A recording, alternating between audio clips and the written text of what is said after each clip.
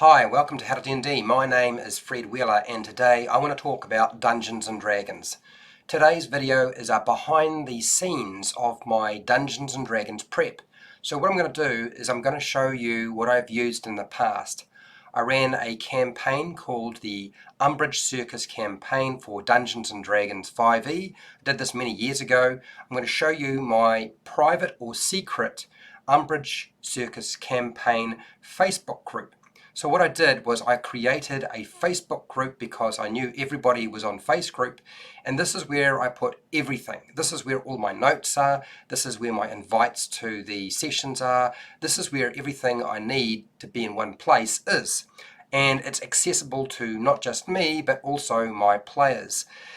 I haven't used any sort of fancy software or website. I've simply used Facebook, because essentially Facebook can do so many different things. So as you can see, I've got like a banner for my campaign, and as you scroll down here you'll see that, oh, that doesn't need to be there. As you can see, I put it on hiatus. It did not complete. We did not finish this particular campaign.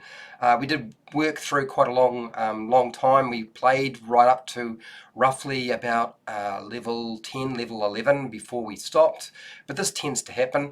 I actually had a poll. I ran a poll just before we finished up the campaign and got all the players to decide what they wanted to do, and this is where the poll is. And it's great for creating a poll to figure out what players are interested in and what they're not interested in, for those of you who are interested in figuring out how to do that without asking them at the table. Sometimes you can do a lot of this in advance when you're not at the table rather than taking up game time.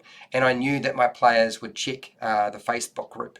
But you do need to make it private or secret because you don't want everybody else to be able to see it, just you and your players.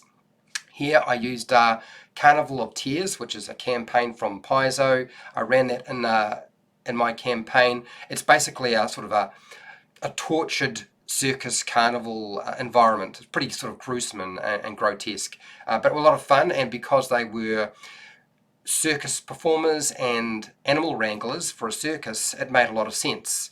And as you'll see, usually what I would do is I would put in an event. I'd give it a name, and then I'd find an image that I thought would not reveal too much but would give across the idea of what was going on in the campaign, and then I would leave it up to them, send out the invites and go from there.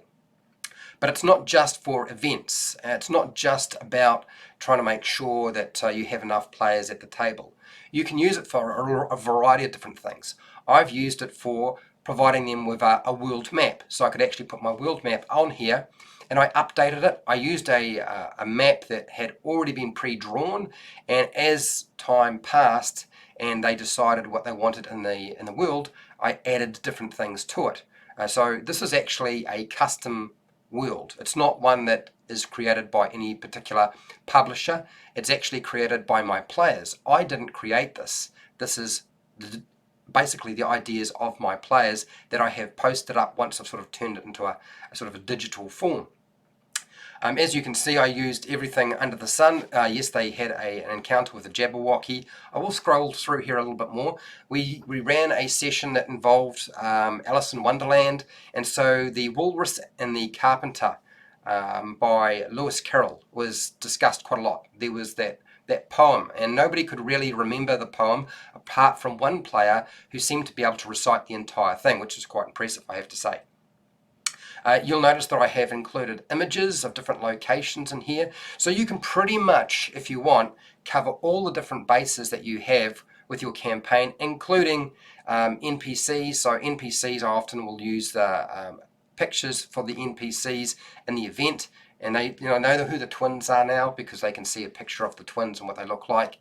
And I included lots and lots of different images that I thought they would find interesting and that I found interesting as well. Okay, but you can do the same thing. You do not need to use World Anvil. You don't need to use some other specialized website where you pay money. Frankly, you can just use Facebook and you'll be perfectly fine. So I thought I would show this off to you since I'm trying to do stuff behind the scenes. If you found this useful, fantastic. I have hundreds of videos for players and Dungeon Masters. You're welcome to go and check out if you want to, but you don't need to if you don't have to. if you've got something else, then you can just keep using that. If you want to support the channel so I keep doing video content like this, then I have a Patreon page, I have affiliate links to the book depository and Amazon, I have merchandise underneath all of my videos if you are interested in that sort of thing. Otherwise, just keep watching my videos. I run ads on my videos, so I get paid for that sort of stuff. Make sure to share, like, and subscribe. Hit the bell button to be notified when I go live and when I publish new videos. And hey, till next time, keep rolling those 20s.